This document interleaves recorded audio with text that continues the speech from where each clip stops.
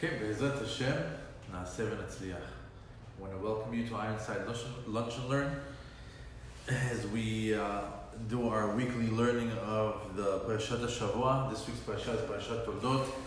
Before we get started, I'd like to give an honorable mention to our gracious hosts, Ofer Mizrahi, Judah Mendel, Be'ezrat Hashem, they have a lot of atzlacha in all that they do. I want to give a special shout out to our regular, Ms. Pessel Rosenfeld. Pesa Rosenfeld, Hashem Baruch Ota v'Samech Ota, give you a lot of atzlacha in all you do, Be'ezrat Hashem, you see all the yeshuot. This week's parasha, very interesting. We are right after the shidduch of Yitzchak and Rivka. Remember, last week's parasha, we spoke about Akedat Yitzchak. After Akedat Yitzchak, we saw Eliezer going to the house of Lavan to find Rivka. Yitzchak and Rivka meet, they fall in love, they get married. This week's parasha, it starts off with the pregnancy and the birth of Yitzchak and of Yakov and Esav. And the parasha begins with the difficulty of the pregnancy that Rivka had. And the psukim go. Let's start from the beginning. And the parasha begins, Ve'el Toldot Yitzchak ben Avraham, Avraham holidet Yitzchak. Last week we spoke about the importance of this pasuk. Why does it say that Avraham is the one that gave birth to Yitzchak? And we know how it was connected to Akedat Yitzchak. ויצחק בן 40 שנה בקחתו את רבקה בת בתואר עמי פדן היה מאחות לבן עמי לו לאישה. Here we see that Yitzchak at the age of 40 took Rivka, the daughter of Betuel, for a wife. She was barren and so was he, so they started to pray to Hashem. They get answered. As a matter of fact, it says that Yaakov got answered. Why did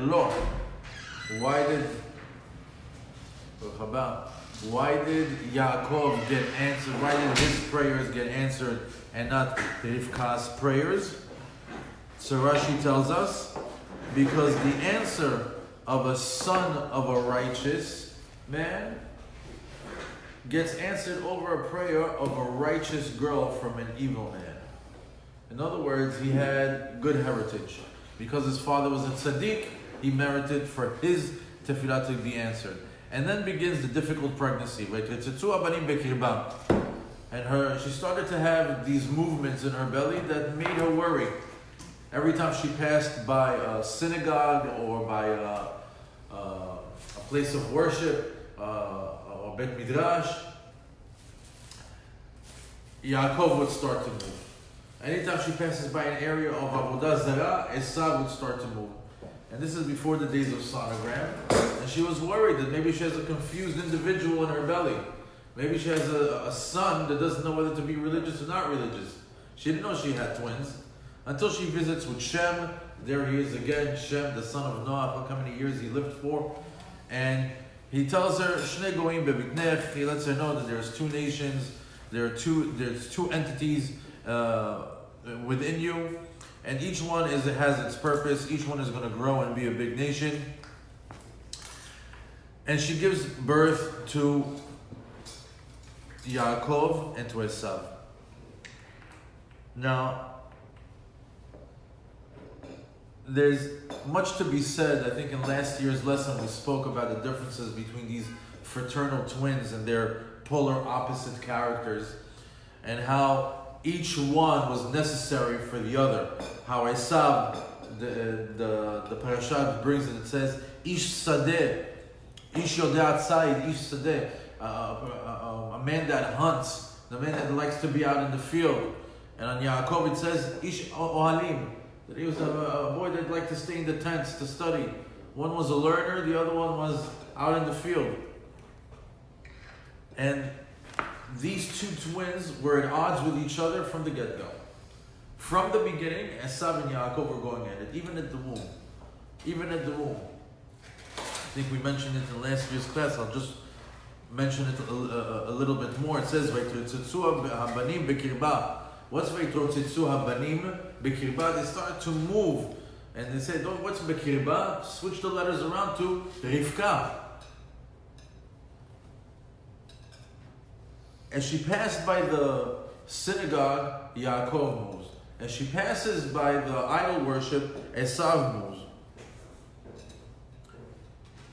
They say that not only would they have two polar opposites of way of thinking, but they were fighting in the womb about two different things. About Merivim ben Achalat Shnei Olamot. That's what Rashi says. Who's going to get which world? Yaakov wants Olam Haba, the spiritual world, and Esav wants the physical world, Olam Hazeh. And they're fighting. Who's going to get what? Now, as this war rages on past the womb, once they're already teenagers and adults of the physical world versus the spiritual world, comes a scenario in this parasha that is very interesting. We have a time in history where all the three Avot are living together. Avraham, Yitzhak, and Yaakov are living together for 2 shanim. Tet Vav shanim. Tet Vav is a fancy way for saying 15. Because usually we don't say the Yud and the Hey. So we say Tet Vav.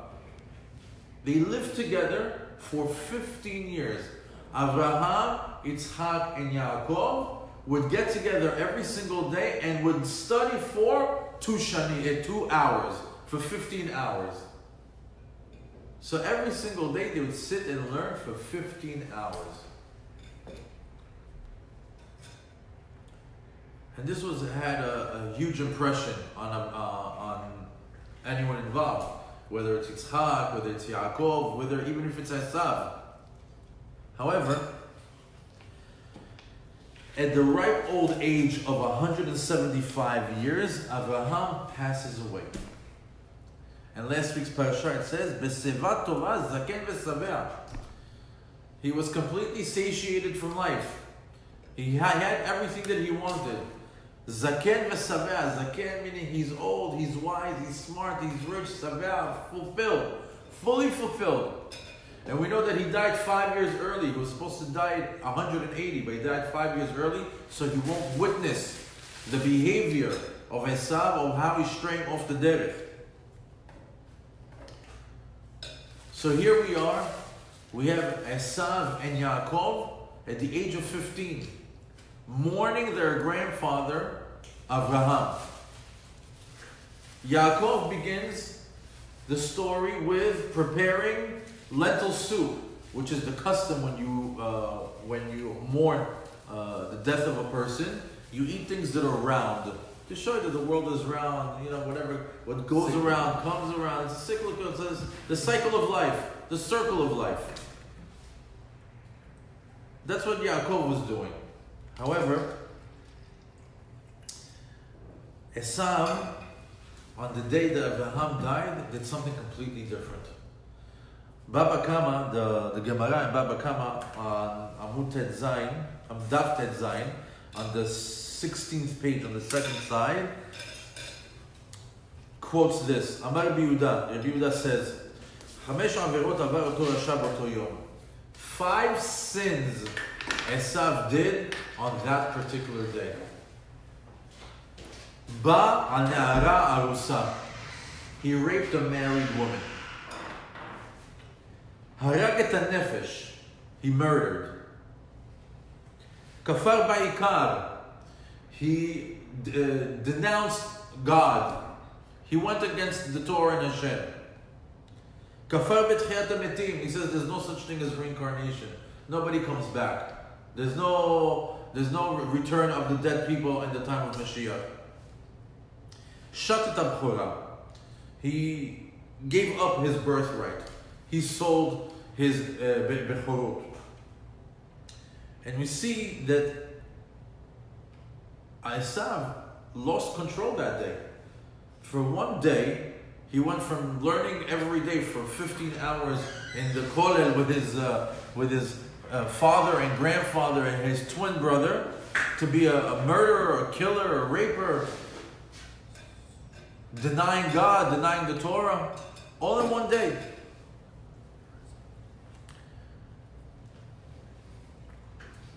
And we see that the character of Esav is beginning to develop. Here's the Esav that we all know. Now, when Abraham was alive, we should speak just a little bit more about Abraham to understand why this happened to Esav. Abraham was called Avram. He got added that extra hay, you know when? When he was able to conquer his 5 senses. He became a perfect specimen of a physical human being. A perfect specimen. Because not only did he master himself, but he mastered his 5 senses. And at that point, Hashem gave him that hay to signify, also that hay is also to signify that he fought the 5 kings. That's another way to learn it out. When he fought the 5 kings, what are the 5 kings? 5 kings are the five senses that are constantly ruling us: the sight, the touch, the smell, the taste. And when he was able to conquer all his 5 senses, he became complete physically. And after the 10 trials, he became complete spiritually. So he was perfect. He was perfect. So when you have him around in the world, when there's that type of presence in the world, it's hard for things to go wrong, especially when it's around you, especially when you're living with it. You can't look at that and do the complete opposite. But the minute it's gone, what happens? All the borders start to fall apart. And that's what happened with Esav. As long as Abraham was there, he was able to continue in the day. As soon as Abraham was gone, he in one day lost all his control and did those 5 things. Now,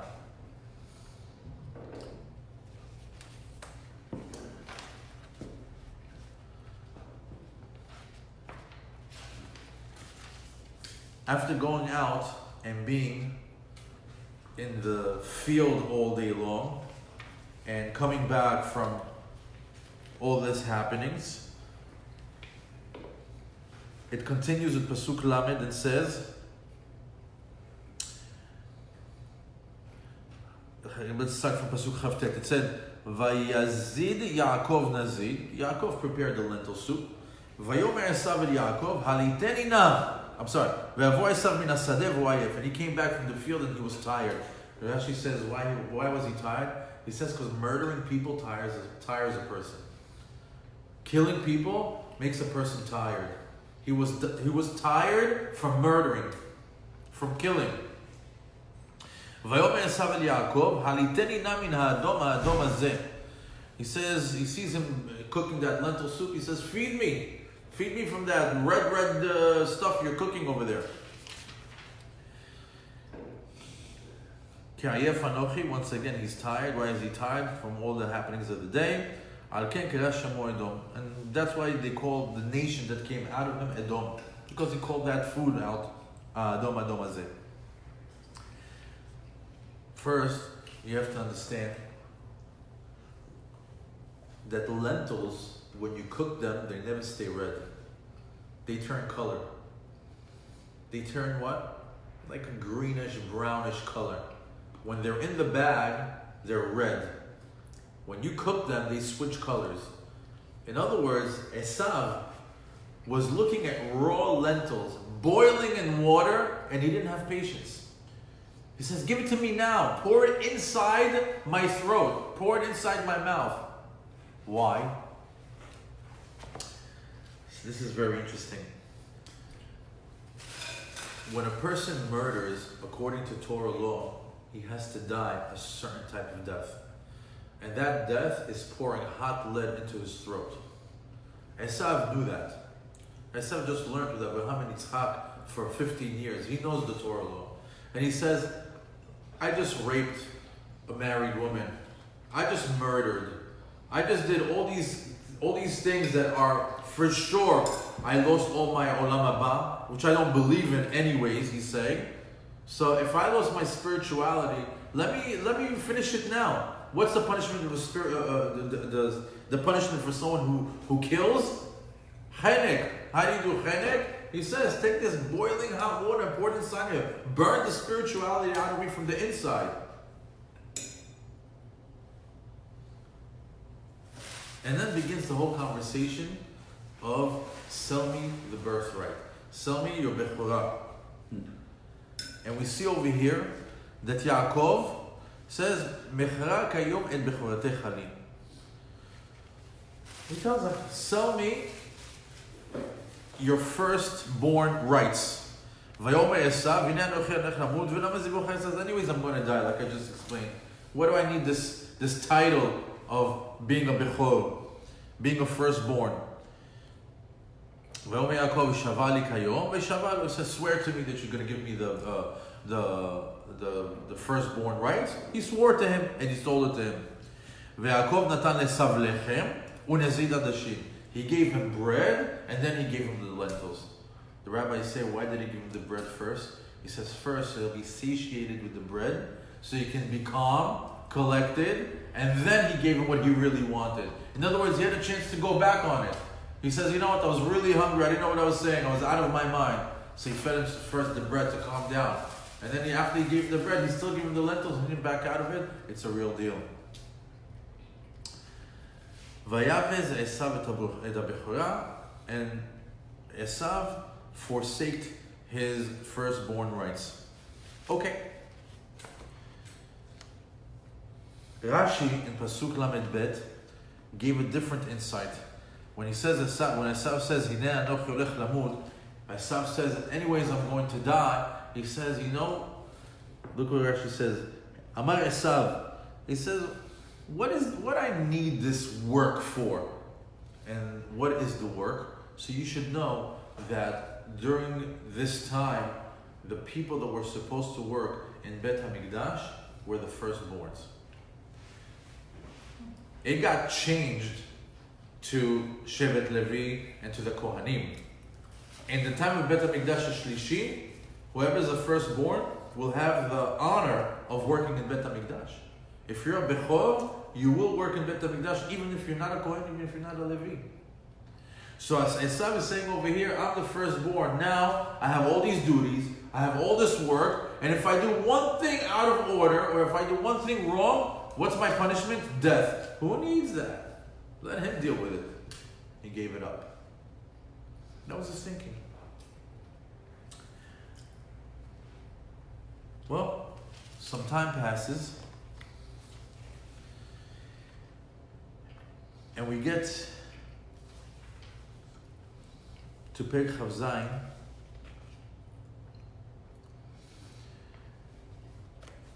and we get to the part of the blessing.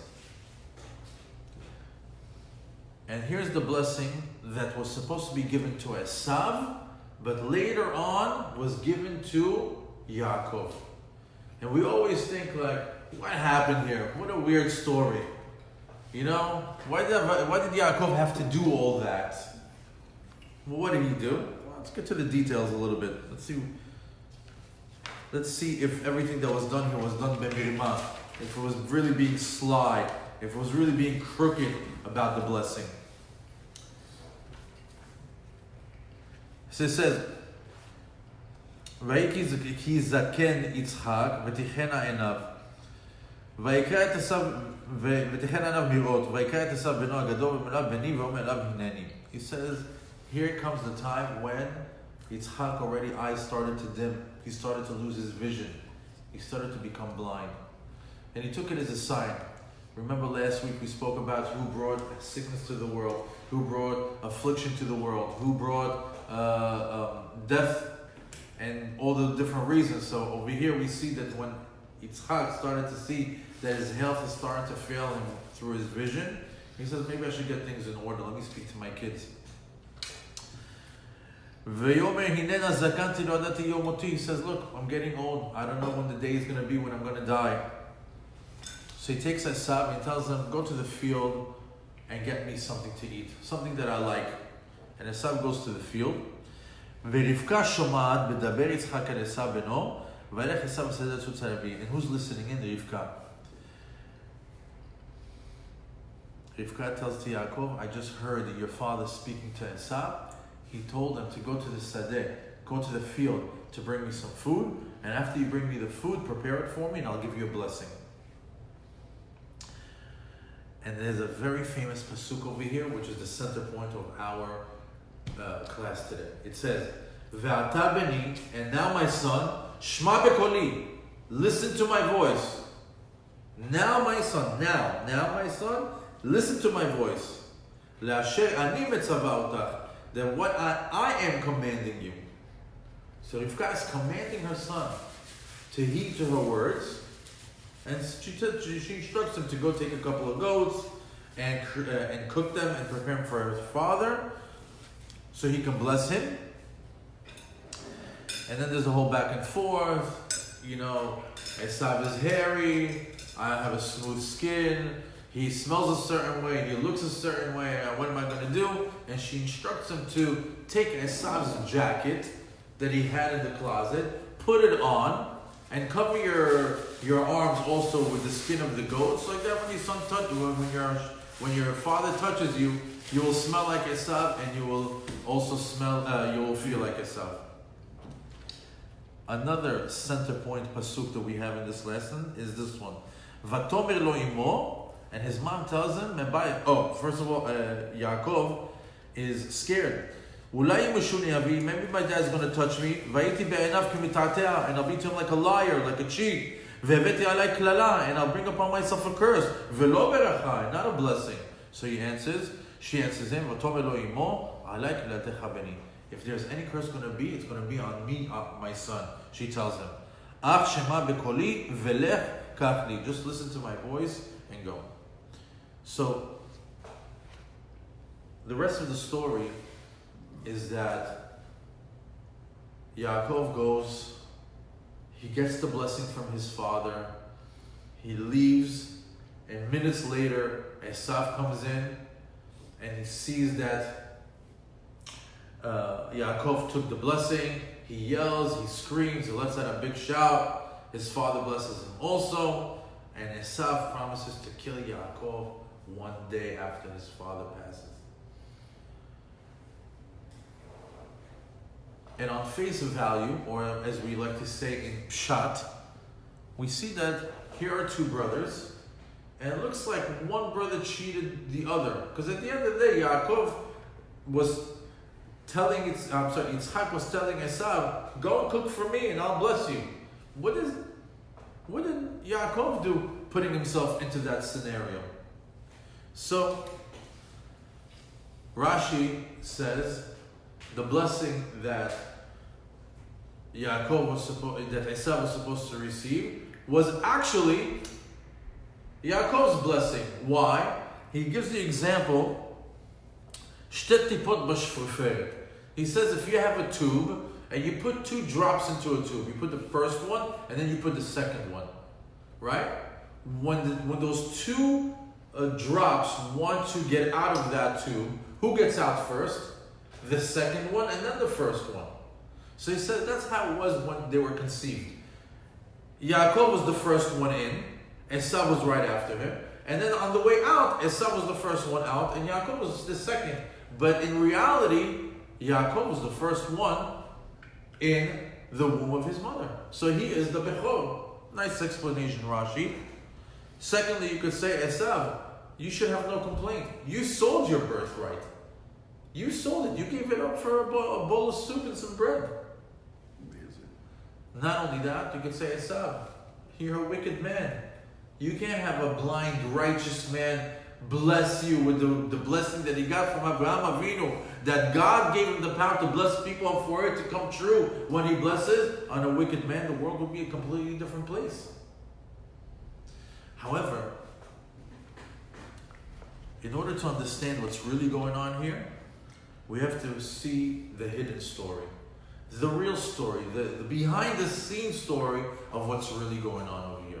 And in order to understand that, like always, we always have to go to the beginning. What is the beginning? Bereshit. Bereshit is the famous story of Adam, Chava, and the snake. We had Adam and Chava that were instructed not to eat from the tree of knowledge, good and bad, right? Etz hada'at tov v'ra, and they ate from it because the snake tricked Chava into eating it, and Chava caused Adam to eat it, and they were kicked out of Gan Eden, and they were all cursed. 39 curses came into the world, 10 for Adam, 10 for Chava, 10 for the snake, and 9 for the land. 39. How is that connected to the story of Esav and Yaakov and their blessings?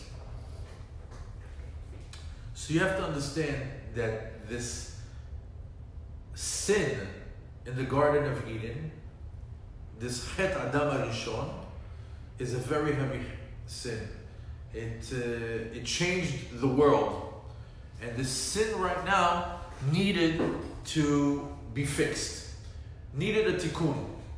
And nobody busied themselves with fixing Chet Adam HaRishon until Avraham Avinu. Avraham Avinu is the first one who took upon himself to fix the Chet of Adam HaRishon. And since then, everyone took their share in fixing the Chet Adam HaRishon. Whether it's Avraham, Yitzchak, Yaakov, all the way to what we do every day. We are fixing Chet Adam HaRishon, the first Chet. But in this week's parasha, we're going to see their share of it. So in order to understand, we're going to switch the characters up. Adam is Yaakov. Chava is Rivka. And Esav is the snake. So in order to understand the story, let's start from the beginning. Rivka hears that there's a blessing to be given from Yaakov Avinu. And from Yitzchak Avinu, and she knows the power of that blessing. She knows it very, very well. She says, I brought a curse onto my husband last time. This time I'm going to bring a blessing. Whatever she did before as a mistake, now she's going to repair as a tikkun. She brought a curse on her husband, now she's going to bring a blessing. So, in order to bring a blessing, she instructed him to do what? To wear the jacket of Esav. What is this jacket? Well, Adam and Chava, after they ate from the tree, Hashem, Tafar could not or. What was it? Some say it was made out of figs, some said it was a different, a special jacket, but you should know that this jacket was a very special jacket. As a matter of fact, when Adam HaRishon put it on for the first time, it had a certain smell to it, a smell of Gan Eden. That's why when Yaakov came into the room, he says, what's the smell of the sadeh that I'm smelling? What's the smell of Gan Eden? And one would say, Yitzchak, how do you know what's the smell of Gan Eden? So if you remember last week's lesson, we said he was in the Shamayim in Gan Eden, healing for 3 years. That's how you recognize that smell. He was there. He knows. As a matter of fact, this is the jacket when Adam HaRishon wanted to name all the animals, he put it on, and all the animals would come to him. And this particular jacket would go from generation to generation, from generation to generation. It came in the time of Noah. How did Noah get all those animals to come to the ark? He had that jacket. After the boat landed on Harei Ararat, what happened to that jacket? Well, it changed some hands, and it ended up being in the hands of Nimrod. And Nimrod was an evil man. And one time, Nimrod bumps into Esav. Look at this odd couple meeting in the middle of the field.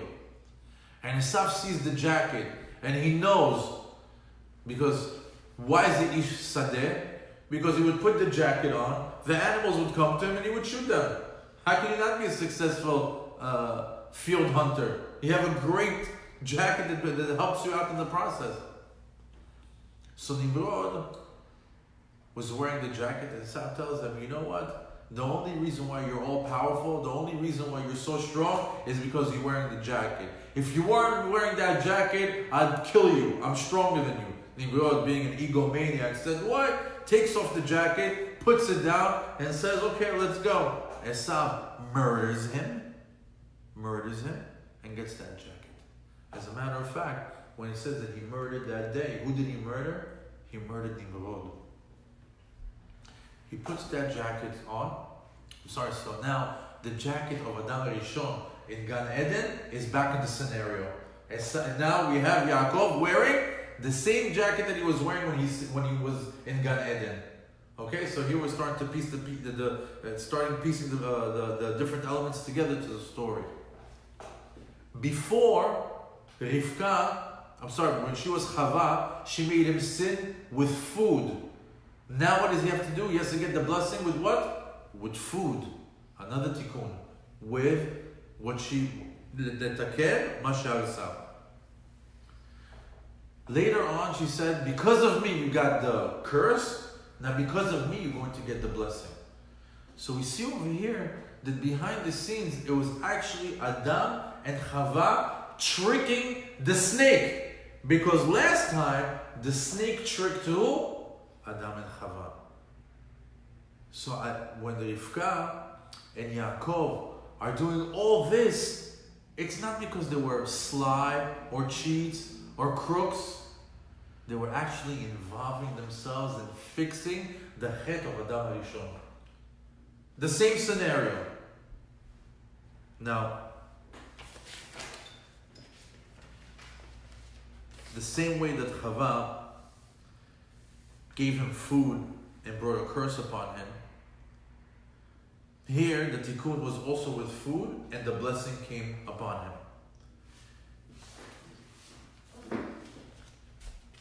I want you to know that we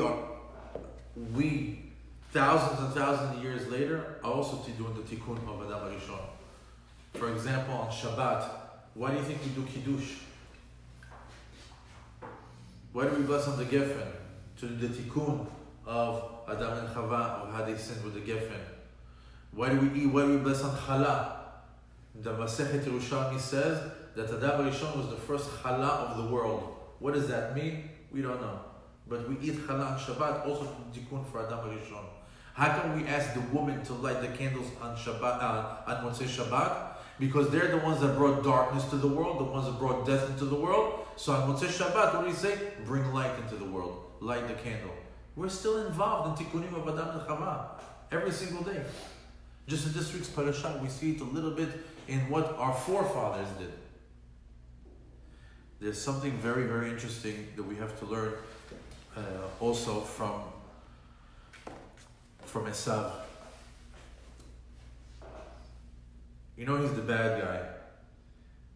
You know, he's the Yetzer Hara. He's the one that Edom came from him. We're in the Galut of Edom right now. And we have all these things that Esav is so bad. But you should know that Esav had the power to be Mashiach. Esav had the power to be Mashiach.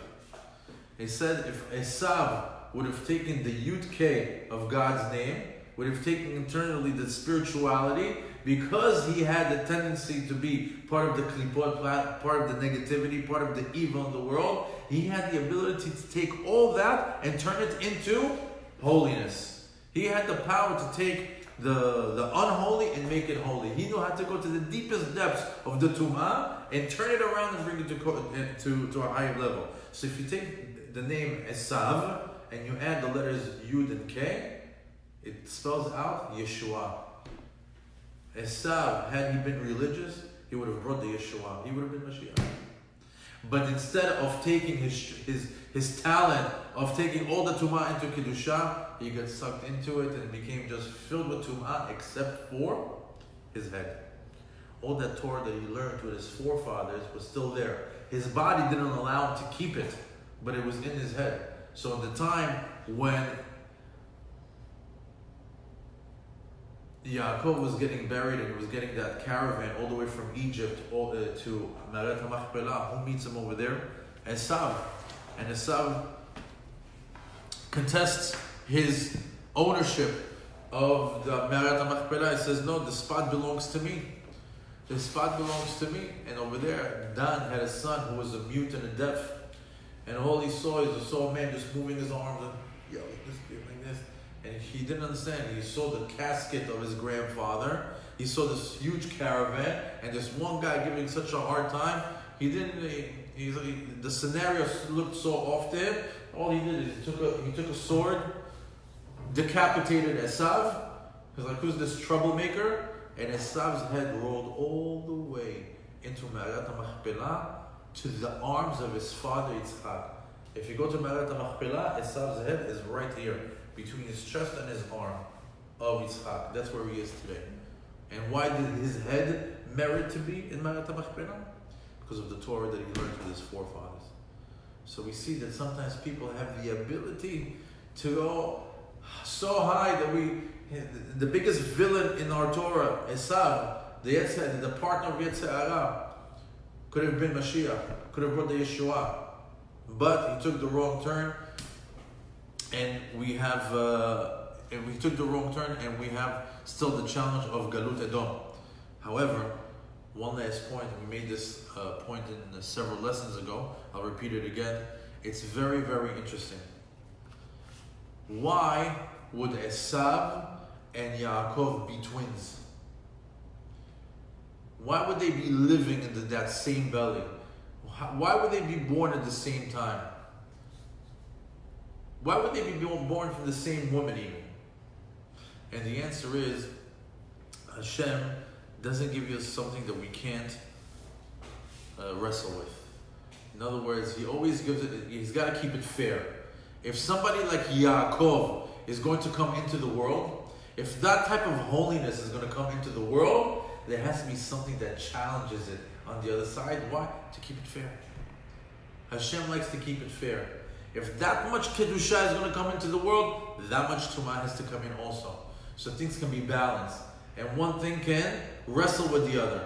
And each one has their purpose.